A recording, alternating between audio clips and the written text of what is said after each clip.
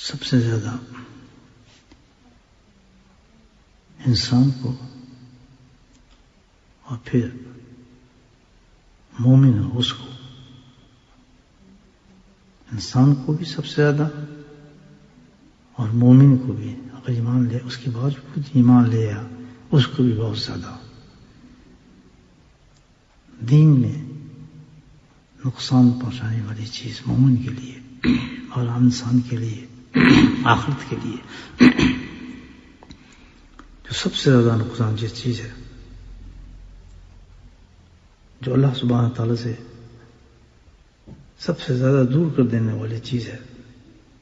اور یقیناً جو چیز اللہ سے دور کر دے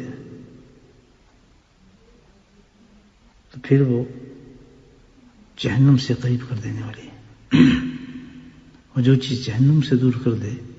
وہ اللہ سے قریب کرنے والی ہے، کیونکہ وہ ایسی چیز ہے کہ جس سے انسان کو اللہ سے دور کر دیتی ہے، ایمان والوں کو اللہ سے دور کر دیتی ہے، تو وہ ان کو جہنم سے قریب کر دیتی ہے۔ تو گویا اصل مقصد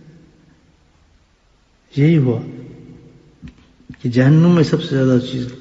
جو انسان کو پہنچائے گی وہ ہے کیا؟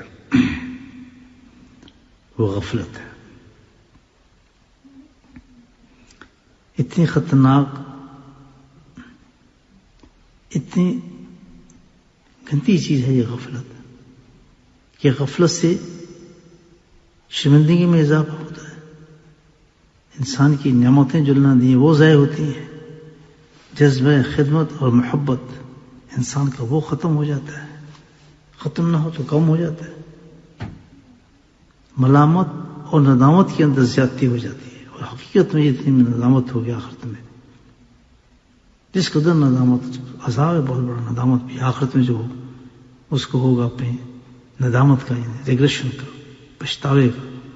وہ اس کی وجہ سے ہوگا، غفلت کی وجہ سے۔ یہ غفلت جو ہے شیطان اور نفس کا سب سے اہم بھی ہے اور آسان بھی ہتھیار ہے